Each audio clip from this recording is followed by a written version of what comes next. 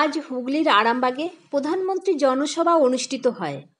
জনসভার পর রাজ্যের বিরোধী দলনেতা মাননীয় শুভেন্দু অধিকারী সাংবাদিকদের মুখোমুখি হয়ে নরেন্দ্র মোদীর বক্তব্যকে উল্লেখ করে সাংবাদিকদের কি জানালেন আমরা শোনাব। বঙ্গবাসী হিসেবে আজকে একদিকে বাবা তারকেশ্বর ধাম, অন্যদিকে রাজা রামমোহন রায়ের পুণ্যভূমি এবং কৃষকদের জায়গা, তফসিলিদের জায়গা।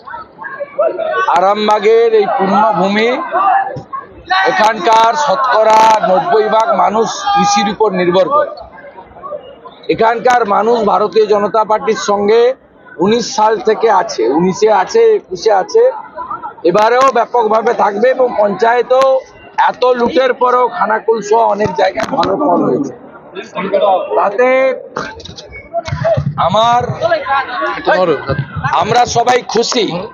দুটো বিষয়ে প্রধানমন্ত্রী যে আমাদের কথা দিয়ে গেলেন আজ 1 লক্ষের কাছাকাছি লোকের সামনে, তাতে আমরা খুশি।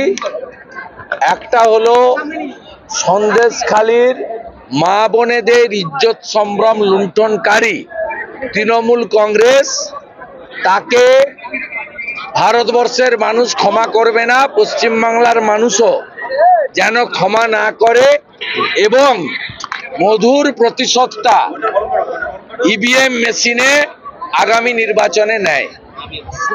দ্বিতীয়, ভলেন্টিয়ার যারা আছে তারা সবাই দ্বিতীয় প্রধানমন্ত্রী 72 লক্ষ শৌচাগার দিয়েছে, গরিবের বাড়িতে পৌঁছায়নি। প্রধানমন্ত্রী বললেন আমি 45 লক্ষ বাড়ির টাকা দিয়েছি, 42,000 কোটি। আমরা তো 30,000 কোটি জানতাম।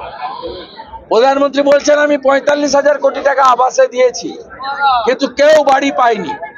প্রধানমন্ত্রী বলছেন আয়ুষ্মান ভারত, আমি এত কোটি কোটি মানুষকে 5 লাখ টাকা পর্যন্ত ফ্রি চিকিৎসা দিলাম, এরা পায়নি। তার সঙ্গে আমি আরো দুটো জিনিস অ্যাড করছি।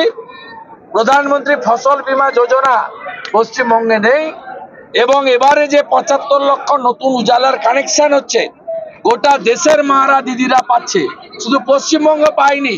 এই চোর মমতা, তিনি একটু পরে শুনছি মিডিয়া বলছে রাজভবনে তিনি পা ধরতে যাচ্ছেন।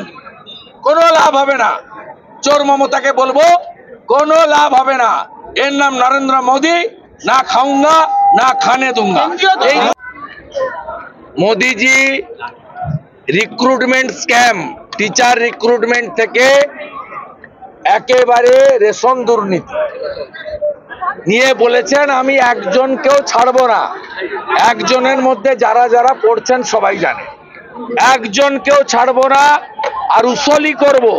মানে যত মাল করি মমতার গোষ্ঠী, মমতার গোষ্ঠী, তার পরিবার, তার শাহজাহানের মতো সাকরেতরা নিয়েছে। ভারতবর্ষের প্রধানমন্ত্রী আজকে পশ্চিমবঙ্গের পুণ্যভূমিতে আমাদের কথা দিয়ে গেছেন, এত জনতা জনার্দনকে সাক্ষী রেখে যে আমি সব টাকা উদ্ধার করে দেব। আর টাকা উদ্ধার করলে যাদের কাছ থেকে টাকা উদ্ধার হবে তাদের তো জেলে যেতেই হয়, তো স্বাভাবিক নিয়মে হবে। প্রধানমন্ত্রী যা বলেন ভেবে বলেন, আর যেটা বলেন সেটা করে ছাড়েন। 370, 35-এর হতে পারে, ট্রিপল তালাক হতে পারে, রাম মন্দির হতে পারে, সবটাই তিনি কথা দিলে কথা রাখেন। তিনি আমাদের কথা দিয়ে গেছেন ভ্রষ্টাচারীদের বিরুদ্ধে তার লড়াই থাকবে, অন্তিম পর্যন্ত যাবে। আর সন্দেশখালীর মা বোনের ইজ্জত সম্প্রণ লুণ্ঠনকারী তৃণমূলকে কোনো ক্ষমা নয়, কোনো ক্ষমা নয়, কোনো সিআরপিএফ এর লোকরা। তিনি বলেছেন মুখ্যমন্ত্রী দিদি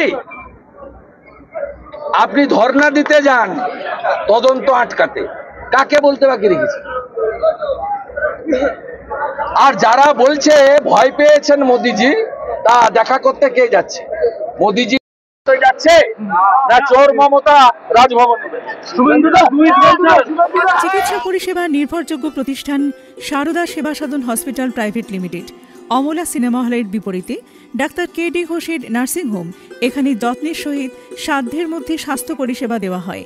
এখানকার অত্যাধুনিক ফ্যাসিলিটিগুলির মধ্যে হল ICCU, AC sharing cabin, AC cabin, NICU, maternity, pediatric, ventilator facility, modular OT, orthopedic surgery, any type of surgery, obstetrics and gynecology, 24 hours ambulance facility, general medicine, pathology, physiotherapy, PFT, ECG, EEG, Holter monitoring এছাড়াও থাকছে daily OPD service, 24 hours emergency service.